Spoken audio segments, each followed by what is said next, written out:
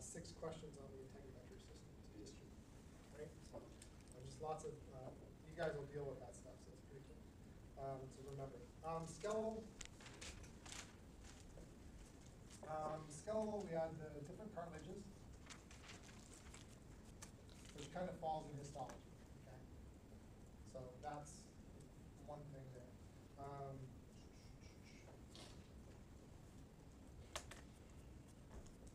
Bone names.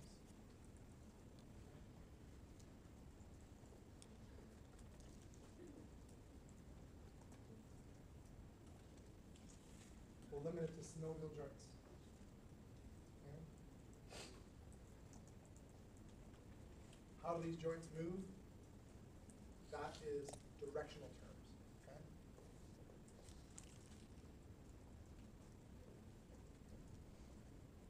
And that information will go then to the next topic. Okay. When we go to muscles.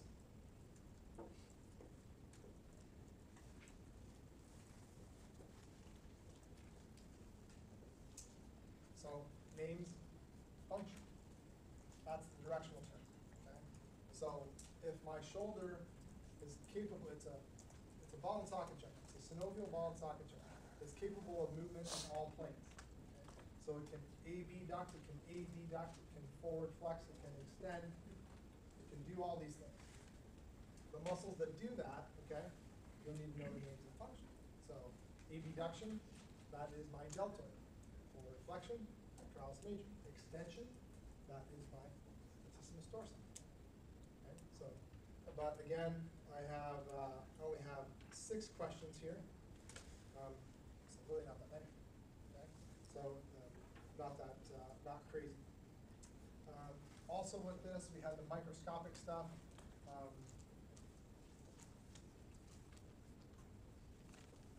Epimysium, this is the direct contact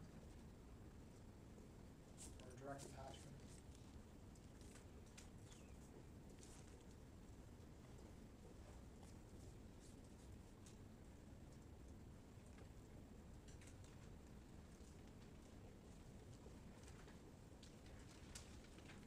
What's the function of the sarcoplasmic reticulum and the T tubules? Good things to have available as just nice, easy, true, false questions. Nerves. Not that many nerves.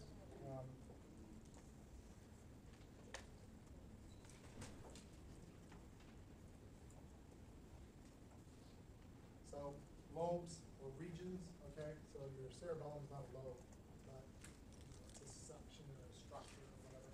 So names of the lobes or regions and their functions. Cranial nerves, cerebral white matter, of which there are 3.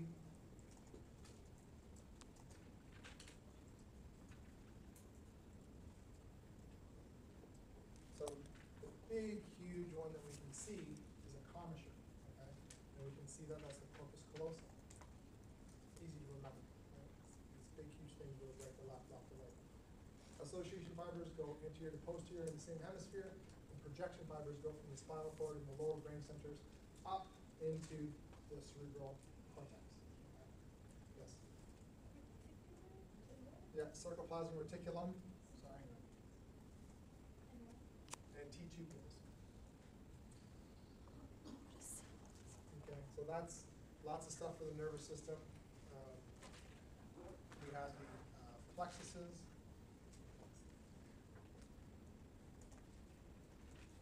The major nerves. So we had the cervical plexus, C1 to C4, brachial plexus, C5 to T1. We have no thoracic plexus, lumbar plexus, L1 to L4, sacral plexus, L4, S4. So there's a little bit of a crossover.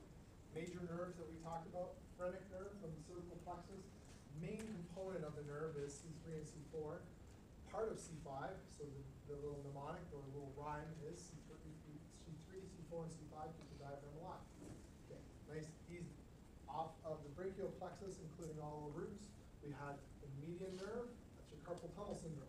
Median nerve, it's in the middle, okay, middle of your wrist. We had the ulnar nerve, that's your funny bone. Why is it funny? Because it passes right by the humerus in the posterior aspect. So, median nerve, ulnar nerve, from the brachial plexus. Femoral nerve does your quads, comes off all levels of your lumbar plexus. Sacral plexus, we wanted you to remember the sciatic nerve. The sciatic nerve comes off of all levels of the sacral plexus, goes posterior, okay, down through the hamstring area and into the lower leg. It's two major nerves comprising, okay?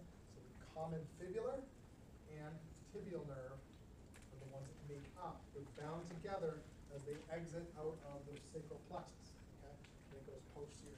So tibial nerve and common fibular, sometimes that will help you, so that was something that, you know, I utilized was, where does it end up? It ends up in the tibial and the fibular region.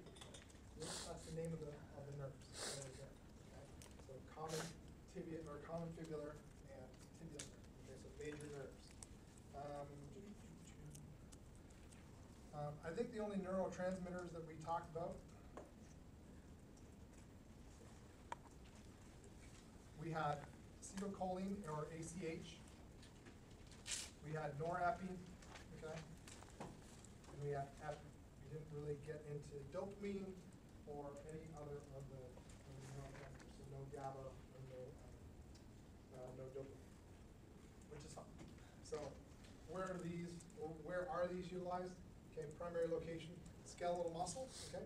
And this neurotransmitter and this one are utilized and secreted from the sympathetic nervous system. The adrenal medulla secretes these, okay?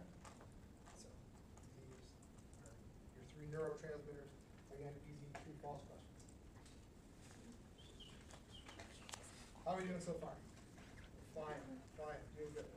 Okay, more recent stuff. CV, cardiovascular system, okay? So, blood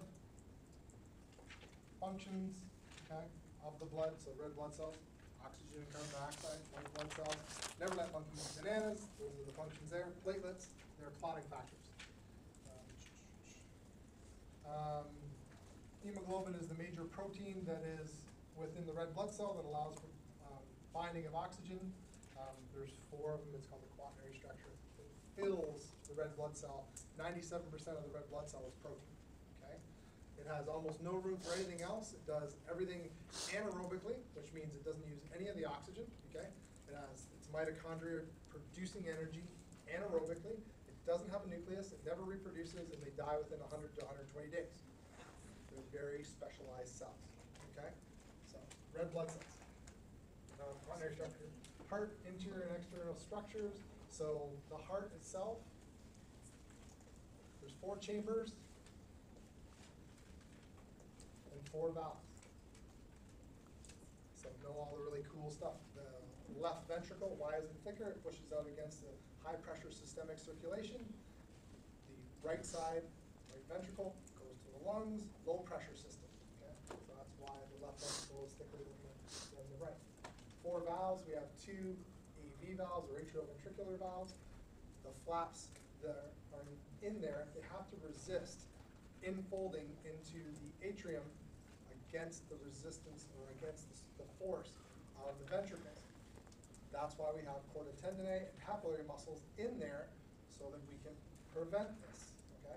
So we have AV valves. I'm not sure, forgive my spelling. Chordae tendineae, oops, and papillary muscles. So they have this neat little appendage. The other valves, the semilunar valves, the pulmonary and aortic semilunar valves, they close based upon a lack of pressure from the ventricle. So when contraction is stopped, okay, pressure is no longer being exerted, okay, outwards, going out of the heart and into the large vessel, then the pressure pushing back on that is going to exceed the pressure from the ventricle. It's going to snap shut on its own. It's a lower pressure system. It doesn't require, okay, any of these wonderful things because the pulmonary region and the aortic are not compressing back on those valves, so we don't need any of these wonderful structures. But these 2, the AV valves, the tricuspid and the bicuspid, or mitral valve, they require these special